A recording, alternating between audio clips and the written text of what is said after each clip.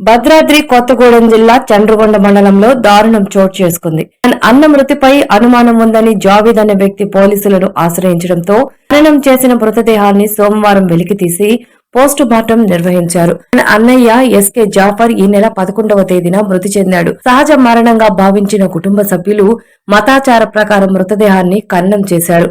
మృతుడి కుమార్తె చెప్పిన నిజాలతో అసలు విషయం బయటకు వచ్చింది. పోలీసులు కుటుంబ సభ్యులు తెలిపిన వివరాల ప్రకారం జాఫర్ ఈ నెల 11వ తేదీన ఉలుకు పలుకు లేకుండా ఉన్నాడని వదిన ఖదీజా చెప్పడంతో జావేద్ తన కుటుంబ సభ్యులు ఇంటికి వెళ్లి చూడగా అప్పటికే జాఫర్ మృతి చెందినట్లు కుటుంబ సభ్యులు గుర్తించారు.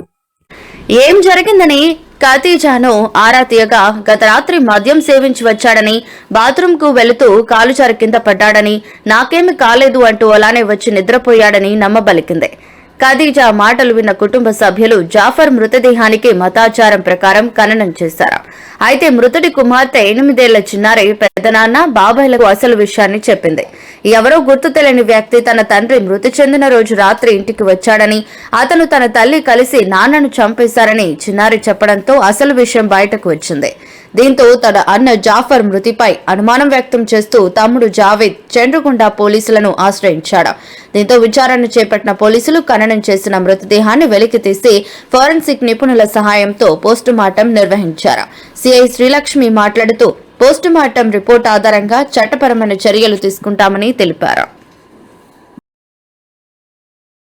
నమస్కారం సార్, నా పేరు యాకూబ్ పాషా, మా తిప్పనపల్లి గ్రామం, చంద్రగొండ మండలం, ఖమ్మం జిల్లా, కొత్తగూడెం జిల్లా. సార్, మా అన్నయ్య నిన్న 11వ తారీఖు నైట్ చనిపోయారు సార్.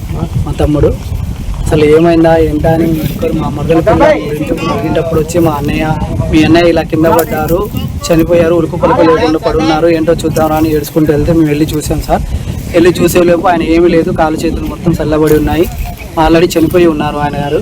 చనిపోయి ఉన్న దాన్ని బట్టి సరే ఏమైందని మేము మా ఉదయం గారిని అడిగితే, మా మరదల గారిని అడిగితే ఏమైందో తెలియదు, రాత్రి తాగొచ్చినప్పుడు కొద్దిగా బయటికి వెళ్ళినప్పుడు కింద పడ్డారు, హార్ట్ అటాక్ లెక్క వచ్చింది, నేను ఏం కాదులే నువ్వు పడుకోమని చెప్తే నేను పడుకున్నాను అని చెప్పింది సార్.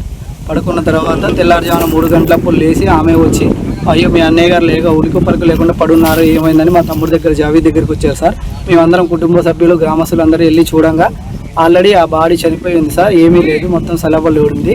ఏమైందా అని ఆమెను ఆరా తీస్తే ఏమైందో నాకు తెలియదు, మీ అన్నయ్యకి హార్ట్ అటాక్ లెక్క వచ్చిందని మా జావీద్ పిల్లగాడి చెప్పంగానే సరే ఏమైందో ఏమో అనుకొని మేము అదే నిజం అనుకొని దానం చేసేసాం సార్. దానం చేసిన తర్వాత మా తమ్ముడు జాఫర్ చనిపోయిన చిన్న పిల్ల ఆసియా అనే పిల్ల ఉంది సార్. బాబాయ్ పెద్దనాన్న ఇట్లా కాదు, రాత్రి ఎవరో ఆయన వచ్చింది సార్, వచ్చి పెద్దనాన్న ఆయన అమ్మ కలిసి ఆయన్ని మా నాన్నని చంపేశారని చెప్పింది సార్. దాన్ని బట్టి అప్పుడు దాకా మాకు ఏ డౌట్ రాలేదు సార్, మేము ఆల్రెడీ దానం చేసేసాం. చేసిన తర్వాత ఈ చిన్నపిల్ల 8 సంవత్సరాల పిల్ల చెప్పిన తర్వాత మేము ఎమ్మటే పోలీసులకు ఫిర్యాదు చేసి తక్కిన కంప్లైంట్ ఇచ్చి పోలీసు వాళ్ళకి సహకరించామని చెప్పాను సార్. పంచనామా చేస్తున్నాం. చంద్రగొండ మండలం తిప్పనపల్లి గ్రామానికి చెందిన జావీద్ అనే అతను వాళ్ళ అన్నయ్య 11వ రోజు నైట్ కలకొండ పడిపోయాడని వాళ్ళ వదిన తెల్లవారుజామున 11వ తారీఖు ఉదయం 4 గంటలప్పుడు వచ్చి కదలట్లేదని చెప్పడంతో వాళ్ళు వెళ్ళి చూడగా అతను చనిపోయి ఉన్నాడని తెలిసింది. దాని ప్రకారం 12వ తారీఖు వాళ్ళ మతాచారం ప్రకారం దహన క్రియలు చేశారు.